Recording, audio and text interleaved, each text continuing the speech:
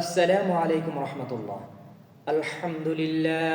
আলহামদুলিল্লাহ ওয়া কাফা ওয়া সালামুন আলা ইবাদিহিল্লাযীনা ইসতাফা আম্মা বা'দ ফাআউযু বিল্লাহি মিনাশ শাইতানির রাজীম ওয়া ইয কুলতুম ইয়া মূসা লান নু'মিনা লাকা হাত্তা নারাল্লাহা জাহরাতান ফাআখাযাতকুমুস সা'iকাতু ওয়া আনতুম তানজুরুন। প্রিয় দিনী ভাই বোনেরা, হযরত মূসা আলাইহিস সালামের সম্প্রদায়কে উদ্দেশ্য করে আল্লাহ তাআলা পবিত্র কোরআনে বলেন, তোমরা স্মরণ করো যখন তোমরা বলেছিলে, হে মূসা, যতক্ষণ না পর্যন্ত আল্লাহ তাআলাকে আমরা নিজ চোখে দেখতে না পারবো ততক্ষণ পর্যন্ত আমরা তোমাকে বিশ্বাস করব না। তখন আল্লাহ তাআলা সাথে সাথে বজ্রপাত সৃষ্টি করছেন এবং বজ্রপাতে তাদেরকে পাকড়াও করেছিল। তারা বজ্রপাতের সম্মুখীন হয়েছিল, যা তোমরা নিজে সাক্ষী ছিলে, নিজে দেখেছো।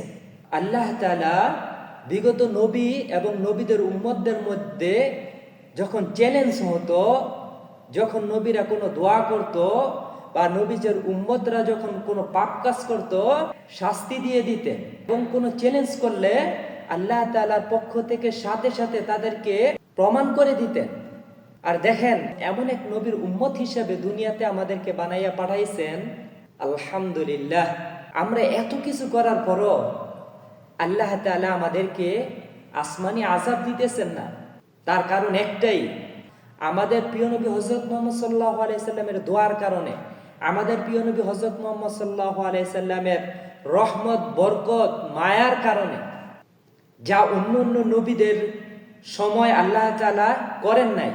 তাদের উম্মতদেরকে শাস্তি দিতেন দুনিয়াতেও, এবং কোনো চ্যালেঞ্জ করলে নবীদের সাথে আল্লাহ তাআলা সাথে সাথে তাদেরকে প্রমাণ করে দিত। আল্লাহ তাআলার এই প্রমাণ দেখেও তারা অস্বীকার করত, বেঈমানি করত।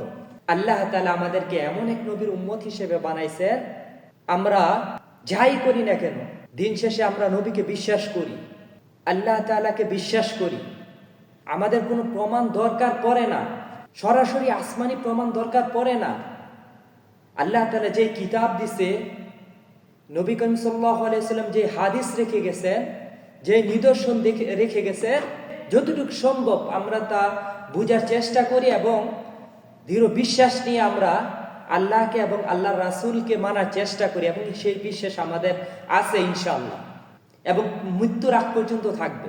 প্রিয় দিনী ভাই বোনেরা, সব সময় যে অবস্থায় থাকি না কেন আমরা আল্লাহর উপর পূর্ণ বিশ্বাস রাখব এবং হুজুর পাক সাল্লাল্লাহু আলাইহি সাল্লামের সুন্নতগুলো, নিদর্শনগুলো, দিক নির্দেশনাগুলো আমরা মানার চেষ্টা করব।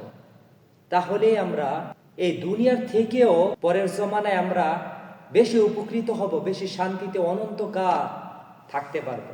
আল্লাহ তাআলা আমাদের সবাইকে বোঝার তৌফিক দান করো এবং আল্লাহ তাআলার হুকুম আহকামের প্রতি এবং হুজুর পাক সাল্লাল্লাহু আলাইহি সাল্লামের সুন্নতের প্রতি অনুসরণ করে আমাদের জীবন যাপন করার তৌফিক দান করো। আমিন।